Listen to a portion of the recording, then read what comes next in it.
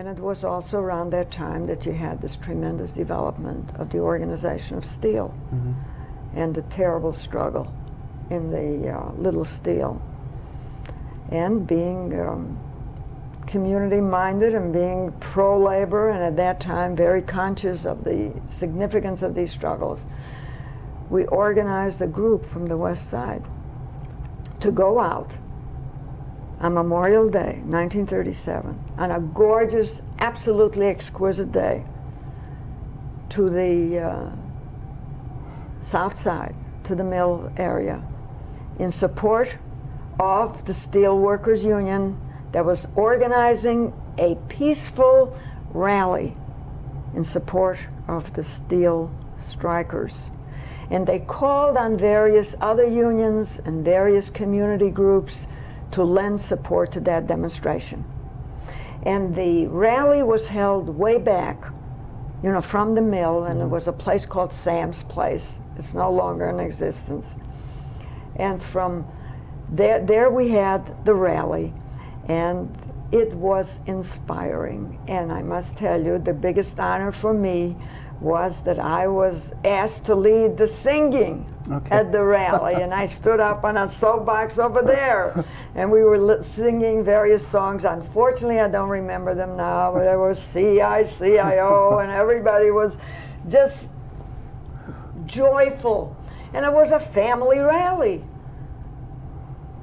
Families came there with their picnic baskets, children, and it was magnificent, inspiring. There was nothing sad about it. Nobody was moaning or groaning or mourning. It was a celebration of the strength of the workers who were expected to win this strike, this struggle against this terrible intransigent monopoly, the girdlers, the rotten inland steel monopolies that couldn't see themselves to give a worker another dime or another nickel when they were shoveling in the millions. And it's ever thus. It still goes on. Yeah. Anyway, after the rally, the leaders said, well, we would line up in a peaceful rally and to march towards the gate. And to show you how totally unexpected we were of any kind of trouble or difficulty, it was suggested that the men, that we march in families, and the men and women and their children line up, you know, right from the beginning, right from the front of the lines. And that's what happened. And we were walking through this magnificent prairie on this gorgeous day, and coming very close to the gate.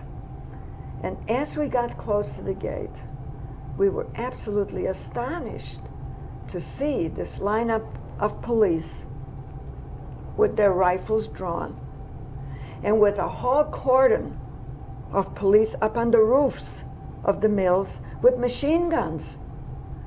And we never, for a moment, dreamt that anything was going to happen in terms of them using it or attacking. Otherwise, why would the march continue with the children? And of course, the rest was history. As we became closer, they just panicked. They just absolutely panicked. Nobody carried anything, not a stick, not a rock, nothing. All they carried were their baskets or held onto a child, and the child on the shoulders and so on. That was the rally, that was the demonstration. And as we came close to it, we all of a sudden felt a tremendous barrage of tear gas. And we heard shots, and it was absolutely bewildering. I was knocked down, and there were about 7 or 8 people on top of me. I lost my glasses, I lost my watch, and as the field was beginning to clear, I was finally picked up, and I stood there, and there was the one time in my life that I saw a battlefield. And as I was standing there absolutely bewildered, looking around, I felt something in the back, and was a policeman who stepped shoved a gun on my back and said, "Get off of the field or I'll put a bullet through your back." And then somebody came and just grabbed me, scooped me up, and took me over to Sam's place, which was, at that point, a first aid station. Mm-hmm. And it was absolutely unbelievable, just unbelievable. And then finally a group of us got into the cars and we went back to the Jewish People's Institute. And interestingly enough, we had scheduled a dance at the roof garden at the Jewish People's Institute. And we just transformed that dance into, I guess, the first protest rally Mm-hmm. of what happened that day. Mm-hmm. And I guess maybe I made my debut at that time as that kind of a speaker, but it was the kind of a speech that was with tears in my heart, and never, as long as I live, will I forget either the event or that rally.